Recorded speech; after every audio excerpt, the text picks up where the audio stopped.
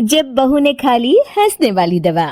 किशनगढ़ गांव में कीर्ति अपने बेटे दिवाकर और बहू अंशु के साथ रहा करती थी। तीनों बहुत ही हंसी खुशी अपना जीवन व्यतीत कर रहे होते हैं। अरे बहू, आज खाना मैं बना देती हूँ। नहीं माँ जी, आप क्यों तकलीफ कर रही हैं? आप आराम कीजिए, खाना मैं ही बनाऊंगी। कितनी अच्छी बहू मिली है मुझे। भगवान ऐसी बहू सबको दे। सब कुछ ठीक चल रहा होता है कि एक दिन गलती से अंशु हंसने वाली दवा खा लेती है। बस उस दिन से सब कुछ बदल जाता है। अरे बहू, मेरे घुटनों में बहुत दर्द हो रहा है, जरा बाम तो दे दे। अरे बाम लगा कर क्या करोगी माँ जी? मैं पाँव दबा देती हूँ। अरे एक तो मुझे पाँव दर्द हो रहा है, ऊपर से तुम हंस रही हो। आई एम सॉरी माँ जी। अरे फिर से हंस रही है। जा तू मेरे कमरे से, मुझे तुझसे बात नहीं करनी। हे भगवान, ये क्या हो गया? अब माँ जी क्या सोचेगी? 2 दिन बाद कीर्ति घर में किटी पार्टी रखती है। उसकी सभी सहेलियां घर आने वाली होती हैं। अरे बहू, मेरी कुछ सहेलियां आज दोपहर को घर आने वाली है। आज कुछ खाने में अच्छा सा बनाना। सहेलियां? क्यों? मेरी सहेलियां नहीं हो सकती क्या? तुम फिर से हंस रही हो? नहीं माँ जी, मैं हंस नहीं रही हूँ। अरे फिर से हंस रही हो और बोल रही हो कि हंस नहीं रही। नहीं माँ जी, मैं तो तुम जाओ मेरे सामने से और किचन का काम कर लो, जाओ। दोपहर को कीर्ति की सभी दोस्त खाने पर आ जाती हैं। अरे वाह, घर तो बहुत सुंदर सजाया है कीर्ति। अरे मैंने कहा, ये सब तो मेरी बहू का कमाल है।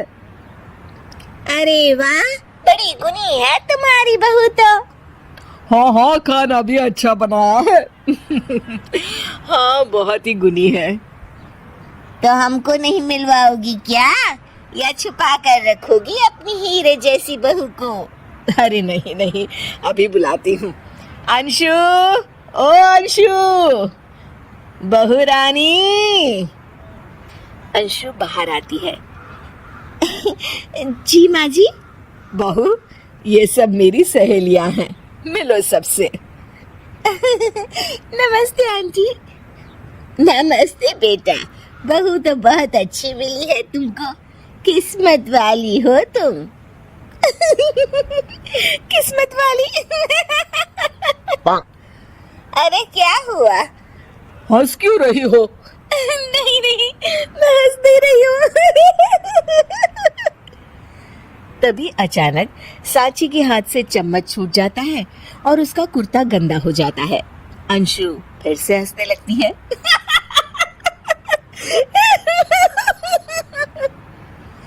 इधर सब सहेलियां गुस्सा होकर चली जाती हैं। कीर्ति भी नाराज होकर अपने कमरे में चली जाती है। हे भगवान, ये मैंने क्या कर डाला? इस तरह से तो माँ जी और उनकी सहेलियां नाराज हो गई। अगले दिन। बहू, ओ बहू, किधर हो? जी माँ जी। जल्दी से मेरे साथ चलो। पड़ोस वाले शर्मा जी की हार्ट अटैक से मौत हो गई है, उनके घर बैठक के लिए जाना है। अंशु तैयार होकर आ जाती है। थोड़ी देर में दोनों शर्मा जी के घर पहुंच जाती हैं। वहां पर सब रो रहे होते हैं। कीर्ति शर्मा जी की बीवी के पास बैठकर उन्हें सांत्वना देने लगती है। बड़े अच्छे इंसान थे मेरे पति। अच्छा। तुम हंस क्यों रही हो? वो अच्छे थे। हाँ हाँ, बहुत अच्छे थे अंकल। अरे अंशु, हंस मत। माँ जी, मैं हंस नहीं रही। मैं तो आंटी जी को बस दिलासा दे रही थी। सब औरतें अंशु की इस हरकत से हैरान हो जाती हैं। कीर्ति भी बहुत शर्मिंदा होती है और वो अंशु को लेकर फटाफट घर लौट आती है। अंशु, क्या हो गया है तुझे? हंस क्यों रही थी तू वहां पर? नहीं माँ जी, मैं तो बस अरे तो फिर से हंस दी। जा तू अपने कमरे में, मुझे तो तुझसे बात ही नहीं करनी।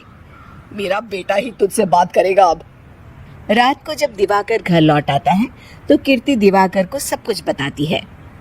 ठीक है माँ, अब फिक्र मत करो, मैं अंशु से बात करता हूँ। दिवाकर अपने कमरे में जाता है। जी आ गए आप? कैसे हैं? मैं तो ठीक हूँ, बस सर में हल्का दर्द है। सर में दर्द? अरे इसमें हंसने की क्या बात है? नहीं, मैं हंस नहीं रही हूँ। मुझे तो फिक्र हो रही है आपकी। एक तो मेरे सर में दर्द है, ऊपर से तुम हंस रही हो। अरे कैसे समझाऊं मैं आपको? मैं हंस नहीं रही। अंशु, तुम इस घर से चली जाओ। माँ ने मुझे बताया जो भी तुमने शर्मा आंटी के घर किया और किटी पार्टी में भी। नहीं जी, मैं ऐसे नहीं हूँ। तो अभी क्या हुआ था? क्यों हंस रही थी तुम? रुकिए, मैं आपको सब कुछ बताती हूँ। बताती हूँ आपको सब कुछ। अंशु डायरी में लिखकर दिवाकर को पढ़ने देती है। कुछ दिनों पहले मैंने गलती से हंसने वाली दवा पी ली थी, जिसकी वजह से ये सब हो रहा है। इसका असर कुछ दिन और रहेगा। अरे तो तुमने ये सब पहले क्यों नहीं बताया अंशु? वो मैंने माँ जी को बताने की बहुत कोशिश की, मगर उन्होंने सुना ही नहीं। अरे ठीक है, मगर वादा करो जब तक दवाई का असर ठीक नहीं हो जाता तुम घर से बाहर नहीं जाओगी। नहीं जाऊंगी। और हंसूंगी तो बिल्कुल नहीं। लो, तुम तो फिर से हंस दी।